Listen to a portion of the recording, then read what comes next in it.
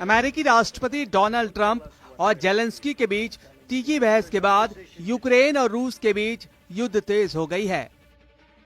Ukraine में युद्ध भयावह है तो गाजा में विनाश का दौर फिर से शुरू हो चुका है। इजराइल ने सुबह से गाजा में फिर से बमबारी शुरू कर दी। इजराइल के ये हमले तब शुरू हुए जब हमास ने अमेरिका के प्रस्ताव को मानने से साफ इनकार कर दिया। इसके बाद इजराइल ने न सिर्फ सीज फायर तोड़ने का ऐलान कर दिया बल्कि गाजा में ऑलराउंडर अटैक शुरू कर दिया। तो सवाल यही है कि क्या गाजा में अब युद्ध की जो आग भड़की है, क्या उसमें पूरा अरब जलने जा रहा है?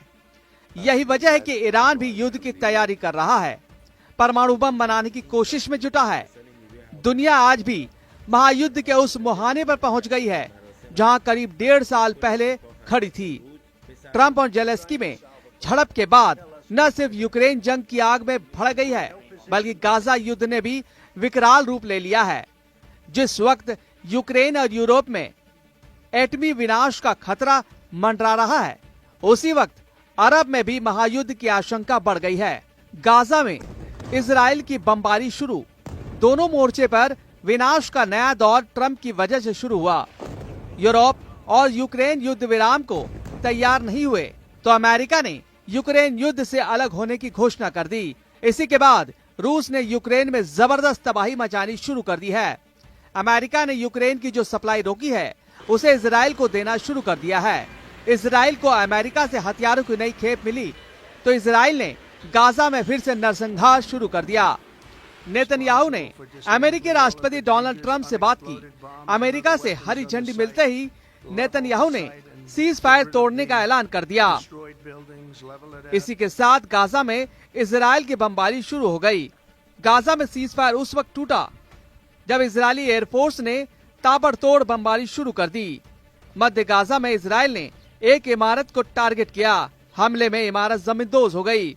उत्तरी गाजा के बेत हनून में इजराइल ने ड्रोन हमला किया। हमले में कई लोग मारे गए। खान यूनिस में इजरायली बमबारी से कई इमारत ध्वस्त हो गई। 7 लोगों की मौत हो गई। हमास के ठिकानों को मलबे में बदला जा रहा है। गाजा के साथ साथ इजराइल वेस्ट बैंक में भी हमले हो रहे हैं। वेस्ट बैंक में मौजूद हमास के ठिकानों को मलबे में बदला जा रहा है। गाजा में तबाही का यह नया दौर तब शुरू हुआ जब इजराइल ने सीज फायर तोड़ दिया। सवाल यह है कि आखिर नेतन्याहू ने गाजा में युद्ध विराम क्यों तोड़ा?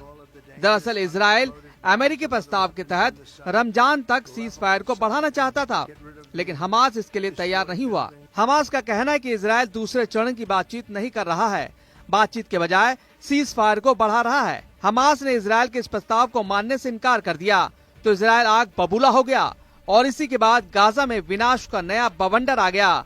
हमास के इनकार के बाद नेतन्याहू ने ट्रंप से बात की, अमेरिका की परमिशन ली और गाजा में सीज फायर तोड़ने का ऐलान कर दिया और फिर गाजा का वही हश्र हुआ जैसा पहले हो रहा था। अगर हमास नहीं माना तो नतीजे और भयावह होंगे। इजरायली सेना सिर्फ हमले ही नहीं कर रही बल्कि गाजा में मिलने वाली सभी तरह की मदद को भी रोक दिया है। इजराइल ने उन सभी क्रॉसिंग को बंद कर दिया है जिसके जरिए गाजा में राहत सामग्री जाती है। इजराइल के प्रधानमंत्री बेंजामिन नेतन्याहू ने 5 घंटे तक बैठक की। इस बैठक के बाद गाजा की मदद रोकने और हमले का आदेश जारी हुआ। नेतन्याहू ने चेतावनी जारी करते हुए कहा कि अगर हमास नहीं मानता है तो इसका नतीजा बहुत ही भयावह होगा। गाजा में जंग की शुरुआत हुई तो अमेरिका ने बारूद की सप्लाई कर दी। अमेरिका के बम और बारूद तेल अवीव पहुंचना शुरू हो गया है। अमेरिका ने इजराइल को 45,000 बंकर बस्टर बम दे दिए। इतना ही नहीं, अमेरिका 35,000 करोड़ रुपए के हथियार देगा। अमेरिका की ये सप्लाई और इजराइल का आक्रामक रुख ये बता रहा है कि अब हमास का पूरी तरह से खात्मा करने की तैयारी है। अगर हमास को बचाने ईरान आया तो ट्रंप और नेतन्याहू ईरान पर भी धावा बोल सकते हैं। फिर दुनिया पर वर्ल्ड वॉर 3 का खतरा मंडराने लगेगा।